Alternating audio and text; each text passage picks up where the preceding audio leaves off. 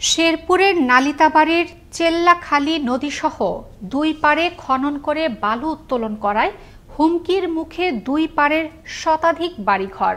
ঝুঁকিতে রয়েছে নদীর উপর অবস্থিত কোটি টাকার ভুরঙ্গা সেতু। অভিযোগ উঠেছে একটি প্রভাবশালী চক্র জড়িত রয়েছে বালু উত্তোলনের এ রমরমা ব্যবসায়। মারুফুর রহমানকে সঙ্গে নিয়ে ওমর ফারুক সুমনের প্রতিবেদনে থাকছে বিস্তারিত। শেরপুরের নালিতাবাড়ি উপজেলার ১ নম্বর পোড়াগাঁও ইউনিয়নের চেল্লাখালী নদীতে বছরের পর বছর চলছে বালু খেকুদের হরিলুট। স্থানীয় রসুল মাহমুদ সহ সংঘবদ্ধ একটি চক্র দিনের পর দিন অবৈধভাবে নদীর বিভিন্ন স্থানে গভীর খনন করে চালিয়ে যাচ্ছে বালু উত্তোলন।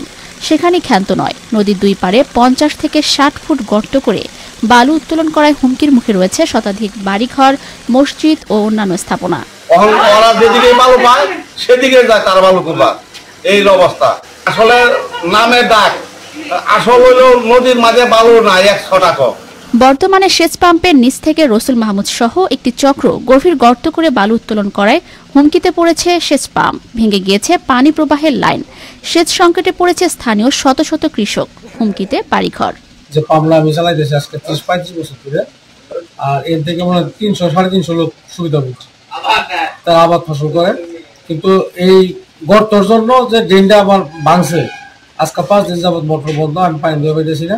গর্ত করার কারণে এই ড্রেন ভাঙ্গা পড়তেছে, তারপরে এই যে সামনে মসজিদ আছে, বাড়িঘর আছে, এইগুলার বিরাট সমস্যা দেখা দিচ্ছে।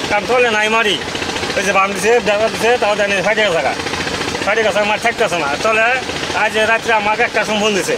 সেতু দুই পাশে ১ কিলোমিটারের মধ্যে বালু উত্তোলন নিষেধাজ্ঞা থাকলেও সেই আইন মানছেন না বালু উত্তোলনকারীরা, এমন দাবি ভুক্তভোগী কৃষকদের।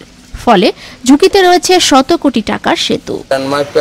ব্রিজ থেকে ১ কিলো দূরে বালু তোলা হবে, এখন ব্রিজের কাছে বালু তুলতে হবে, ভবিষ্যৎ ব্রিজের ক্ষতি হতে পারে।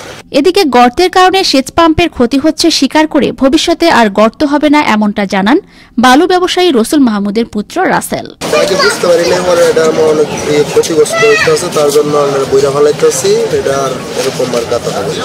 অপরদিকে এ সকল অবৈধ বালু ব্যবসায়ীদের বালু উত্তোলন বন্ধে ব্যবস্থা গ্রহণের আশ্বাস এই জনপ্রতিনিধির। যারা এই বালু উত্তোলনকারী ব্যবসায়ীরা নদীর পাড় ভেঙে এবং বিভিন্ন কাঁচাল ভেঙে বালু উত্তোলন করতেছে, আমাদের ইউনো স্যার মাঝে মাঝে এসেই এগুলো মোবিল কোর্টের মাধ্যমে তাদেরকে মেশিন ভাঙা এবং বালু জব্দ করার কাজ ইতিমধ্যে অনেকবার করেছেন। তারপরেও অসাধু ব্যবসায়ীরা এই কাজ প্রতিনিয়ত চালিয়ে যাচ্ছে। আমাদের মসজিদটাও ফাটলের সৃষ্টি হয়েছে এবং বিএডিসির সেচ পাম্পের যে পানির ড্রেন সেটাও ভেঙে যাচ্ছে। বন্ধ হবে বালু উত্তোলন, রক্ষা পাবে কোটি টাকার সেতু, স্বস্তি ফিরবে নদীর দুই পাড়ের মানুষের। একই সাথে সেচ পাম্পটি রক্ষায় ব্যবস্থা গ্রহণ করবে যথাযথ কর্তৃপক্ষ, এমনটাই প্রত্যাশা ভুক্তভোগী ও সচেতন মহলের। নয়নমণি, আনন্দ টিভি, ন্যাশনাল ডেস্ক।